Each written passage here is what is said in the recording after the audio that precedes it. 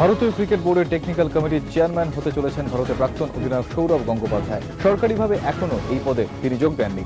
তবে ইংল্যান্ড থেকে কলকাতায় ফিরে সৌরভ জানিয়ে দিয়েছেন, ক্রিকেট বোর্ডের চেয়ারম্যান হওয়ার পর সবাইকে নিয়ে কাজ করতে চান তিনি। ইন্ডিয়ার বাইরেও আগে ভালো খেলেছে, আশা করি ভবিষ্যতে খেলবে। আমার কাছে অস্ট্রেলিয়া ট্যুরটা খুব ইম্পর্টেন্ট।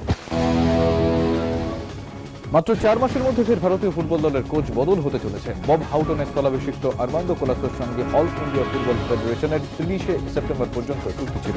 চুক্তির মেয়াদ বাড়ানোর জন্য তার সঙ্গে কথা হয় ফেডারেশনের সচিব কুশল দাসের, কিন্তু কুশল দাস তাকে জানান বড়জোর 2 বছরের জন্য চুক্তি হতে পারে। আজ নয়াদিল্লিতে ফেডারেশনের কার্যকরী কমিটির বৈঠকে সভাপতি প্রফুল প্যাটেল প্রস্তাব দেন কোলাসোকে 1 বছরের জন্য কোচ করা যেতে পারে। তবে কোলাসোকে ডেম্পোর সচিব পদ ছাড়তে হবে। তিনি যদি এই প্রস্তাবে রাজি হন তাহলে কোলাসোই কোচ থাকবেন, আর তিনি রাজি না হলে জরুরি বৈঠক ডেকে নতুন কোচের নাম ঠিক হবে। নতুন কোচ হওয়ার দৌড়ে এগিয়ে রয়েছেন সালগাঁওকরের কোচ করিম বিনচারিফা।